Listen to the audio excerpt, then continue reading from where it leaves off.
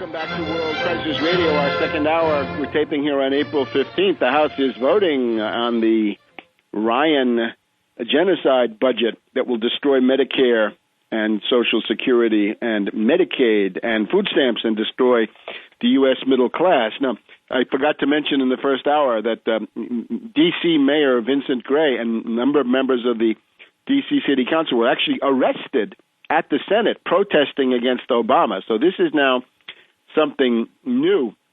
I mentioned in the first hour this example of Erskine Bowles trying to deal with Gingrich in 1998 to destroy Social Security and Medicare, and how that was stopped by Miss Lewinsky and her scandal. This made it politically impossible for the majority to come together that we just saw, right, with the Democrats crossing over and joining with the Republicans to vote for genocidal austerity. That was stopped by Lewinsky. Now, the reason that I've always been so interested in the question of Obama's birth certificate, this is the structural scandal that can stop Obama from selling out to these reactionary Republicans. And if the time to do this was any time, it is now. And we do have Trump moving forward. We had him on CNN with Candy Crowley or Creepy Crawley or whatever her name is. We had him on Hannity this past week. Trump is going great guns, and he is now the top candidate for president among independent voters, and he is tied for first among Republicans. And one of his main issues is the birth certificate. So whatever else we can say about this charming individual, we can certainly say that he's performing an important public service in terms of bringing this up. So let's go to Philadelphia and to the man in charge of this issue, who is our friend, the distinguished lawyer Phil Berg, who raised the issue at the Supreme Court August 21st, 2008. Welcome, Phil. My pleasure to be on. This is a great time now because, as you stated, I've been going on this just practically 3 years, and with Donald Trump actually bringing this issue up to the front and to more people in this country, because Donald Trump does get coverage, and he's been very definite on this since he had an interview with ABC about 3 weeks ago, and since then he's been on The View, and he's been on CNN, and he's been all over the place. And this Saturday, I was just advised, because I was just invited to go down to Boca Raton, Florida. I understand that Donald Trump is going to be addressing his first time addressing a Tea Party group, and that's going to be this Saturday in Boca Raton, Florida. Unfortunately, I have a wedding the same day, so I can't go down there. But I have Tea Party people contacting me, and and this week's been great. I've been on radio in Pittsburgh, Boston, a lot of places now because the topic's up there again. And I'm glad that people come to me because I'm proud to say that I was the first one to file a lawsuit, and I really brought this matter to a head, and because I haven't stopped. And as you stated, it's a very important time for us, and this is a really important issue, and I think we're going to expose Obama because he is these are my words, he's a fraud, he's a phony, he's an imposter, and this is the biggest hoax against the United States of America in our history. Some of the remarks Donald Trump are making, he didn't say biggest hoax, but he says biggest something in our history. It sounds like he's biggest con. He talks about con, a biggest con job in American history. Right. Well, so I think, maybe I shouldn't pat myself on the back, but it sounds like he or his assistants are looking at my website because it sounds like some of the information he has conveyed, like he even conveyed the fact in one interview the other day about Maya, not his half-sister, Obama's half-sister, not knowing which hospital he was born in. And I actually put a press release out this week. If anyone's interested, they can see it on my website, which is obamacrimes.com. On CNN the other night, Maya Sotoro, Obama's half-sister, was being interviewed by Piers Morgan. And I think that Piers actually, I said he didn't live up to his standard as far as being a really intense questioner, because he blew it. He did not ask Maya the changes. And on my website, I put out a press release, and I have the exact quotes when she, in 2 different interviews, said that Obama was born in 2 different hospitals in Hawaii.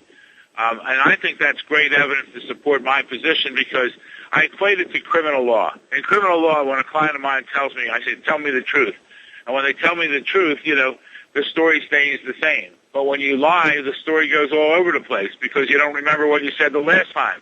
But in two distinct interviews, and it's on my website, and I'm chastising Pierce Morgan because I think he had a lot of people tuned in for this because, they stated, this was a very rare interview of Maya, and I think he purposely maybe didn't want to be involved in the birther issue, or he blew it, and she says, one, that he was born in the Women's Medical Hospital, and then the next interview she states he was born in Capelina Hospital. Well, or maybe we do. You know what? Maybe I'm wrong, Webster. Maybe I'm wrong. Maybe we have a unique person here who's in the White House who was actually born in two different hospitals. Maybe I'm not looking at this correctly. But I'm not. It's absurd what's going on. It's absurd that the national media has not even picked up at this point. They're touching it a little bit. But even on CNN with Candy Crawley last week, she kept trying to divert the topic to something else. And I give a lot of credit to Trump. Well, he's a professional. He's a businessman. He stood on the topic. He stood there getting his point across and then finally talked about something else. But I think it's fabulous that he's there.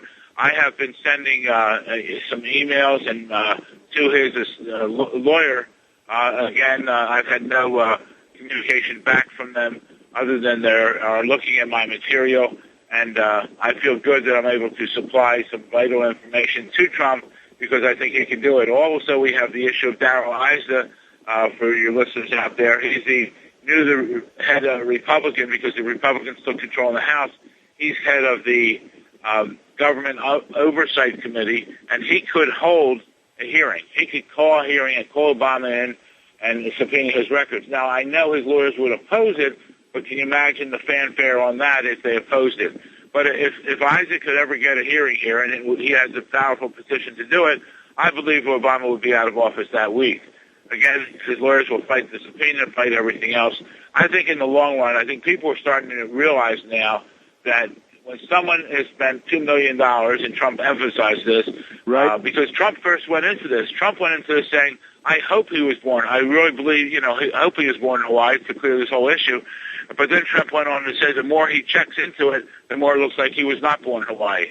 Well, if I had $1 million, Webster, I'd put it right now here on the table, and I would tell you, whoever wants to bet me, that for $1 million, Obama, or actually his legal name is Barry Soetoro, we can get that in a minute, I would bet $1 million that I'm absolutely correct, that he's a fraud, a phony, an imposter, the biggest hoax against the United States of America. And I'm hoping through Trump and whoever else out there, I'm available to speak anytime, any place. I was on Boston radio 2 mornings ago, and I was on there, I guess it was yesterday morning, sorry, and I was on for 50 minutes, 50 minutes, and they had me speak for about 5 minutes, and after that I was taking call after call. I must have taken 30 calls, and one person was basically against me, so many people applauding me, a lot of people just questioning me, which I could respond to. I'll answer any question at any time. But now's the time to join with me because I've been putting off certain things, but now's the time. I'm going to file that new lawsuit shortly, another False Claims Act case, because I really believe Obama not only is not natural born, he's not naturalized. I believe he's an illegal alien, and therefore his term as a U.S. Senator from Illinois was fraud. And the salary and benefits he received $1 million should go back to the U.S. Treasury. Obviously, if he couldn't be a U.S. Senator, he can't be president. My website when the show is over is ObamaCrimes.com, OBAMACRIMES.com. We could use contributions. I mean, this has been costing me, I don't care what it's going to cost me and the time and effort, but I'm going to continue this until we expose Obama for the fraud he is. And with so many things going on right now with Libya, with our troops over there, with Afghanistan, with Iraq, with the budget situation, there's so many factors there that I believe everything Obama has done, everything he has done is voidable. So I'm with it, and I'm staying on top of it. Okay, Phil, hang in there, and we'll see you next week. You got it. We'll be back in a Thank you. minute on World Crisis Radio.